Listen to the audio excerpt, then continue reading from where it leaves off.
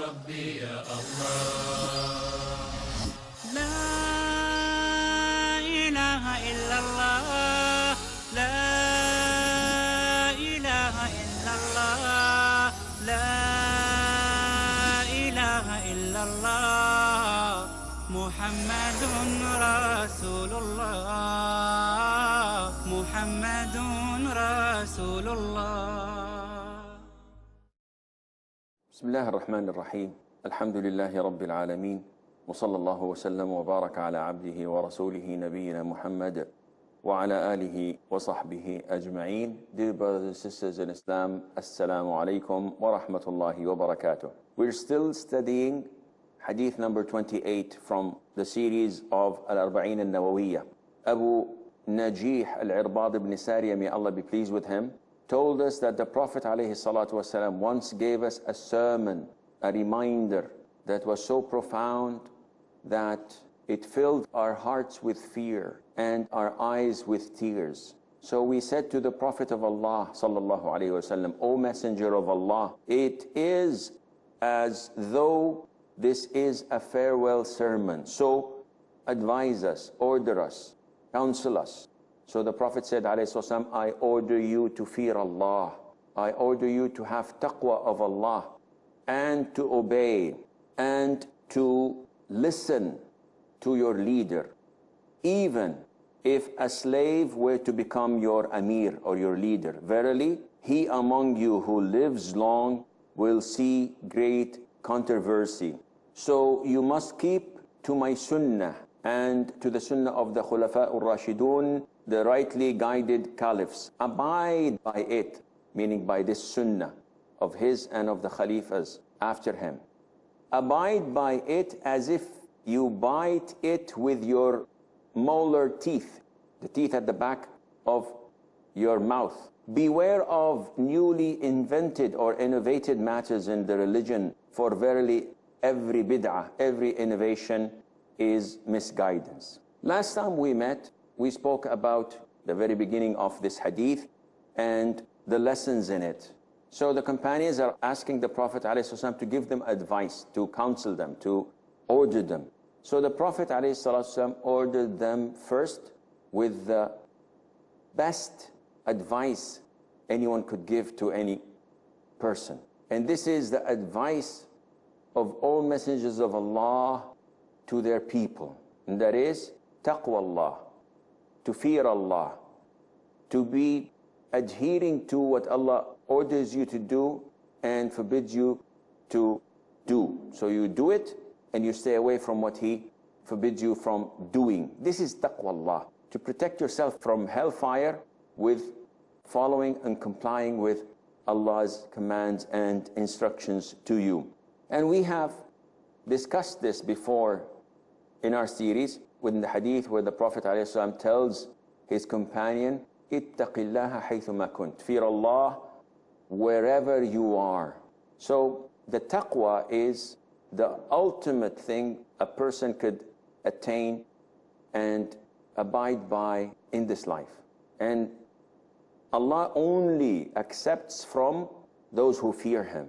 إِنَّمَا يَتَقَبَّلُ اللَّهُ مِنَ الْمُتَّقِينَ, as mentioned in Surah Al-Ma'idah. And Ibn Umar, may Allah be pleased with him, used to say, if I were to know that Allah accepted one prostration from me, that would have been better for me than the whole world with what is in it. Gold, silver, everything. No, I'd rather just to be sure that Allah accepted one prostration. So they told him, why would you say such a thing? And you are the brother-in-law of the Prophet ﷺ, the son of Umar ibn Khattab, you are the great companion. He said, I say this because if I were to know that Allah accepted one prostration from me, this means I am among the muttaqeen, among those who fear Allah. And if I am among those who fear Allah, then I will end up in paradise for sure. This is how they used to feel, may Allah be pleased with them. And this is the advice of Allah Azza wa Jal, as in chapter 4, verse 131, that Allah has given this advice and command to the people of the book before you, and Allah has given it for you, O Muslims, that you should fear Allah. And attaqullah, you have to fear Allah the Almighty. Okay, this is a priority. And we know that the Prophet ﷺ always begins with the priority, which is to worship Allah alone and to fear Allah. And this shows you that he's a messenger of Allah and that he is not a king or a ruler or someone who wants this life. Because if any of us would have assumed his position, we would tell people to glorify us, to give us their money, answer to whatever we tell them to do. Yet the message of the Prophet ﷺ was only to worship Allah alone. Read the book, recite the Quran. You will find it filled with worshiping Allah alone without associating any partners to him. Then the Prophet moves on ﷺ to something else. See, fearing Allah in this life prepares your palace in paradise. But we want something that would make us also happy while living on earth. Something that controls things. Without law, it's a jungle. Without following someone, it's chaos. So the Prophet, after ordering us to worship Allah, then sallallahu alayhi wasallam told us to do something. And that is to listen and to obey. To whom? The Prophet said alayhi salatu wasalam, even if a slave were to become your governor, your amir, your leader, you have to obey and listen to him. And this is part of our religion. We have to have a leader and we have to have followers. We have to have a king, a president, and we have to have citizens that abide by what he says. And the Arabs long ago would feel reluctant to respect, let alone listen and obey, to a slave. Yet the Prophet is telling us, alayhi salatu wasalam, that even if a slave becomes your leader, you have to obey him. We know that Islamically, the caliph, the head of the state, of the ummah, of the empire of the Muslims, must be from Quraysh. He cannot be from the Ansar of Medina. The companions of the Prophet ﷺ, he cannot be among them. He has to be from Quraysh. But nowadays, there isn't any who is actually assuming this because of the division in the Muslim world. Yet, the Prophet is telling us here, even if a person was appointed as your leader, who was a slave, which is the lowest rank, then you have to obey him. He was a slave, no problem. He's a ruler now. He has to be obeyed. And this shows you that in Islam we don't have any segregation in regards of the origin of a person, whether he was black or white, a slave or free. They're all equal at the side of Allah. And the Prophet is ordering us ﷺ to obey our leaders.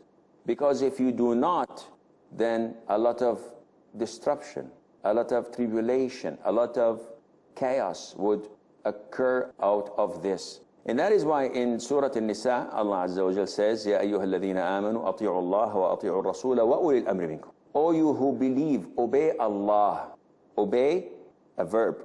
Allah is the subject. Wa ati'u Rasul, and obey the messenger, a verb and a subject. And then when it came to the rulers, Allah did not repeat the verb again. And he said, and those who assume matters among you, those who are your rulers. So the obedience is to Allah. The obedience is also to his Prophet alayhi salatu wasalam, because he conveys Allah's orders. So both types of obedience, to the Quran and to the Sunnah, to Allah the Almighty and to his messenger. But when it comes to the rulers, then this is not unlimited. This is specific. You may, or if you wish to say, you must obey them, providing that their obedience goes under the obedience of Allah and the Messenger alayhi salatu wasalam. Which means that if they tell you to do something, you have to obey them as long as it is not a sin. If it's a sin, it is prohibited for you to obey them.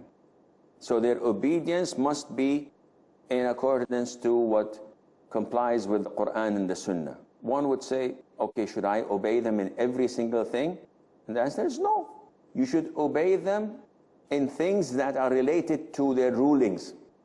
So if they tell you, you have to, for example, abide by traffic laws. This means when I come to a red traffic light, I wouldn't say that it's not found in the Quran and Sunnah, I can cross it. On the contrary, you have to abide by it, because this helps to set order in the community. If they tell you that you must not travel to a particular country because we have enmity with them, we have problems with them, if they tell you that you may produce your goods at a certain time, but not every day of the week, you have to abide by this, because this is under the jurisdiction.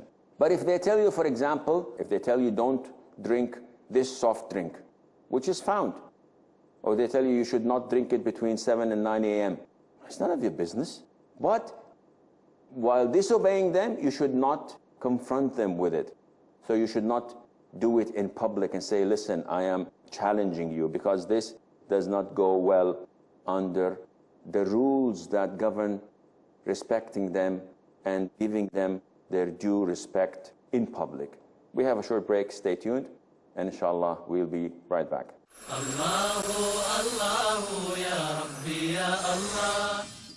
Students of Islamic International School showcase on eve of the IIS Annual Day event. Welcome you to the grand finale of the Islamic International School. Assalamu alaikum wa rahmatullahi wa barakatuh. Performances par excellence, recitations soul-stirring. Man means a momentary pleasure when I am with him, and goes astray. They are the enemy, so beware of them. This is the summary of procuring our expenses this month. And don't you forget who's the boss. Oh, yeah? Watch these school kids impress and uplift your hearts, your minds and your iman. With Allah's help, this will be a memorable event. Whiz Kids, tomorrow at 7:30 p.m. and repeat telecast at 10:30 a.m. India on Peace TV.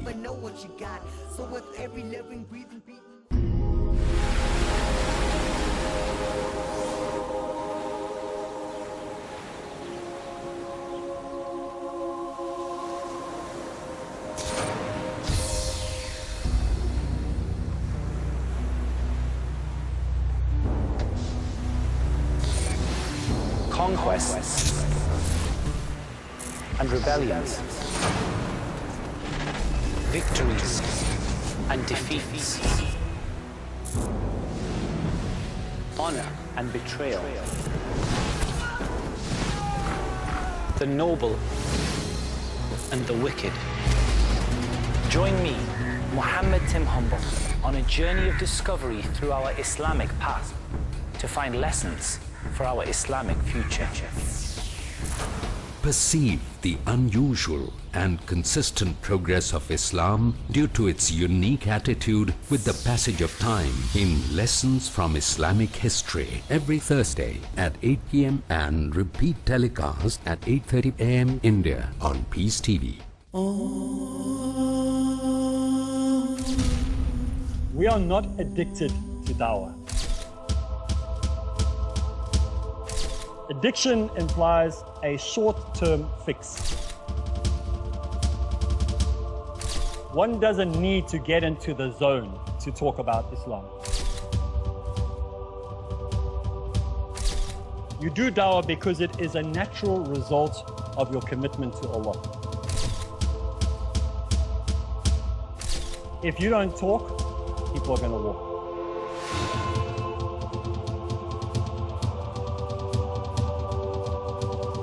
The most effective combination in the propagation of true Islam is found in Dawah Ilallah. Join me, Arib Islam, as we go through Dawah Ilallah only on Peace TV. Follow the tips to make the task of Dawah result-oriented in Dawah Ilallah, next on Peace TV.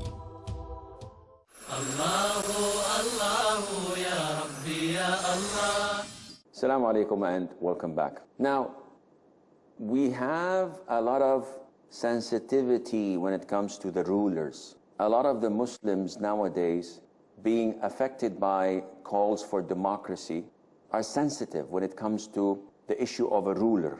So they have this hatred in them, in a sense, that whatever the ruler does, we have to oppose, we have to object. We have democracy, we will bring them down, we will crush the government, we will have uprisings, we will have revolutions. And this is un-Islamic. Once the ruler has been appointed, whether by selection or by force, selection of the people, force by coming with an army. Once he's elected, or once he assumes a position, he is to be obeyed, as long as he does not order you to do anything that is against the Quran or the Sunnah. He is to be obeyed and respected, because without a ruler, you would have chaos. Allah tells us in the Quran that you must obey the ruler. And the Prophet tells us and gives us the guidelines when to revolt and when to overthrow. When we're capable and prepared, and when we have when we have obvious reasons of kufr, that we have evidence from the Quran and Sunnah. So if he says to the banks, go ahead and use usury, is this clear kufr? The answer is no. It's a sin. Clear kufr is something that no one can make a mistake with, such as prostrating to an idol, such as stepping on the Quran, such as saying that, for example, in some Muslim countries, so-called Muslim countries, you have groups that say it's unfair how you divide inheritance between males and females, which is mentioned in the Quran. They should be equal. Whoever says this is a kafir. There's no going back. He's rejecting something that is crystal clear. So these are the reasons, or some of them, that may allow you to overthrow a leader or a government. Other than that, the Prophet says, ﷺ, obey and adhere and listen to your ruler, even if he flogs your back and takes your money. Now, flogging my back for what? I didn't do any crime. Even if he's unfair and oppressing you and he's doing injustice to you and he's taking your money, you still have to obey him. Ahmad ibn Hanbal, when the Ma'mun and the Amin, all these people, all the caliphs, tortured him, tormented him, flogged him, jailed him, so that he would say that the book of Allah, the word of Allah, the Quran, is created and it's not one of Allah's attributes. It's not what Allah had said. And he refused. Yet he never told the people to have an uprising and to fight the Khalifa and to take him out or kill him. So the Prophet tells us, alayhi salatu wasalam, to ask Allah for your rights, but fulfill your obligations. I'm a citizen. The government is not doing this or that for me. They're depriving me from medical care. They're depriving me from my rights. Therefore, I'm going to sit back and just watch. I'm not going to work. I'm going to take my salary at the end of the month. The Prophet says, no, sallallahu alaihi wasallam. Do your obligations and ask Allah for your rights. If they don't give you your rights, no problem, but fulfill your obligations. Then the Prophet ﷺ ordered his companions and us to abide by his sunnah. And we have people going against the sunnah of the Prophet ﷺ, saying that we only follow the Quran. The sunnah can be fabricated, can be weak, we do not follow it. Whoever neglects the sunnah and says, I will only follow the Quran, he's a kafir. Why? Because Allah in the Quran says, whatever the Prophet brings, ﷺ, you should abide by, and whatever he denies you from, you should stay away from. وَمَا أَتَاكُمُ الرَّسُولُ فَخَذُوهُ وَمَا نَهَاكُمْ عَنْهُ فَانْتَهُوا. And you say that I don't abide by the sunnah, whoever neglects the sunnah is a kafir.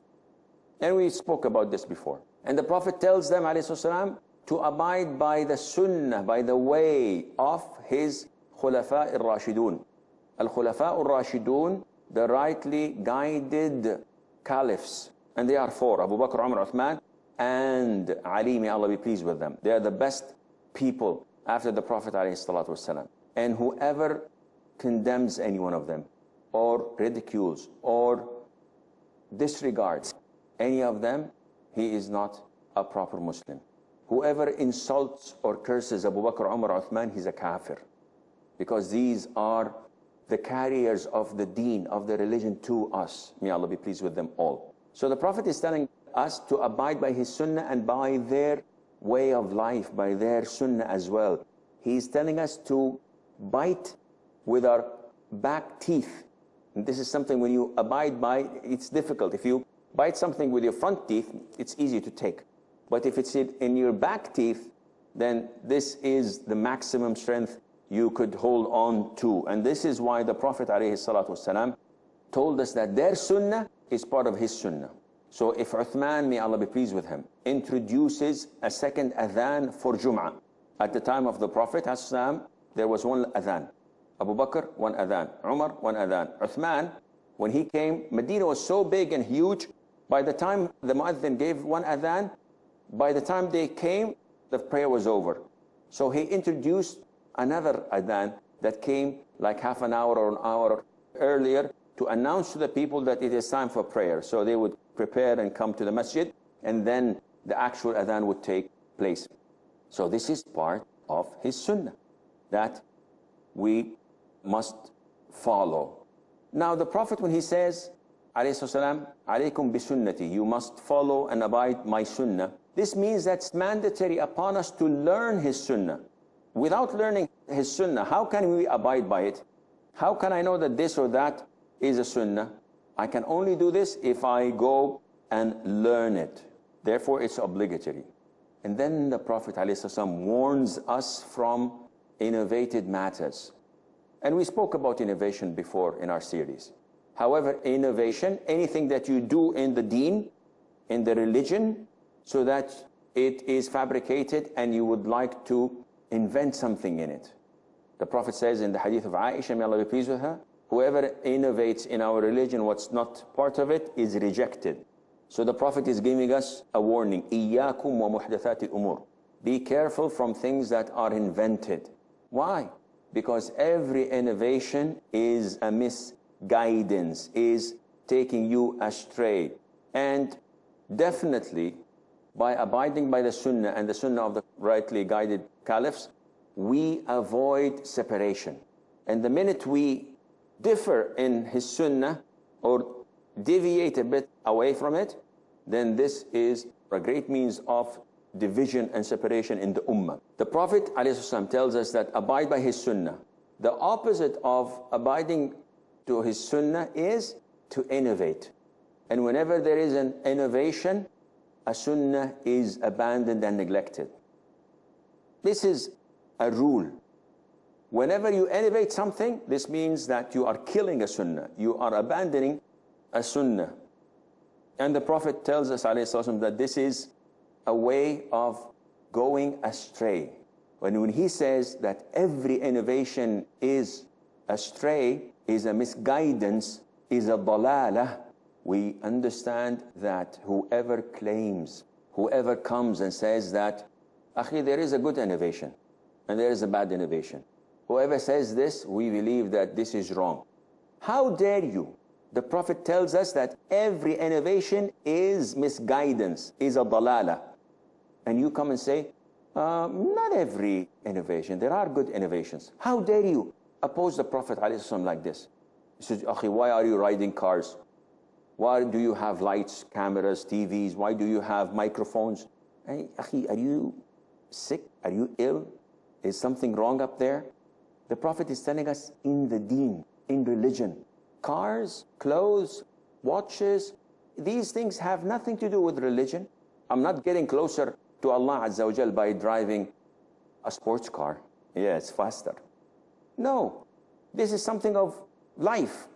But when you come and say, I have a new prayer, I have a new form of worship, I have a new form of dhikr. If I finish the prayer, I just look in my shirt and blow into it. If I hear the name of the Prophet ﷺ while the Mu'adhin says, Ashhadu anna Muhammadan Rasulullah, I say, and I wipe my eyes 3 times. What are you doing? He said, yeah, this is a hadith that whoever does this, he will never become blind. There is no such a hadith like this. It's a fabrication. So this is innovation. And whoever innovates something in the religion, claiming to get closer to Allah, this is not acceptable. You make a mawlid. I love the Prophet. On the 12th of Rabi', I make a mawlid and we chant and we dance. when we say a lot of things. This is all innovation. This is all haram. You're not allowed or entitled to do this. And it may confuse some, because the Prophet ﷺ said, "Man sanna sunnatan hasana, falahu ajruha wa ajru man amila biha." Whoever starts a good thing, a good trend, then he would have the reward of this and the reward of everyone who follows him. And people would think that, okay, this is an innovation. The answer is no, it's not an innovation. It's reviving a sunnah, something that was done by the Prophet ﷺ and the people forgot it. As in the case of Taraweeh prayer. One would say, Taraweeh is a bid'ah. It's an innovation. It's not. The Prophet ﷺ prayed Taraweeh 3 nights in Ramadan. And in the 4th night, when his companions called him, he told them that he was afraid that it would become mandatory upon them. After he died, the fear of becoming mandatory is gone. That is why Umar, may Allah be pleased with him, revived it and made the people all join and pray behind Ubay ibn Ka'b and Tamim al-Dari. This is not an innovation. This was there at the time of the Prophet ﷺ. Likewise, when the Prophet saw poor people in the masjid and he said that, put a barrier between you and hell, even with half a date. A man went and brought a large pile of food and clothes and put it in the front of the Prophet ﷺ. When the companions saw this, they immediately went to their homes and brought everything they can, and they piled a big pile of clothes and food. And the Prophet was happy, and he said, whoever initiates or revives the sunnah, then he will be rewarded in accordance to whoever follows him. The man did not innovate. The man complied with the Prophet's instruction to offer sadaqah, and that is what he had done. This is all the time we have until we meet next time. Fi amanillah. Assalamu alaikum wa rahmatullahi wa barakatuh. Allahu, Allahu, ya Rabbi, ya Allah. Allahu, ya Rabbi, ya Allah. La ilaha illallah. La ilaha illallah. La ilaha illallah. Muhammadun Rasulullah. Muhammadun Rasulullah. أرجو رضاك يا الله، أنت الرحيم يا الله، هبني عطاك يا الله، أنت الكريم منك العطاء يا الله، أنت العظيم يا الله، فيك الرجاء يا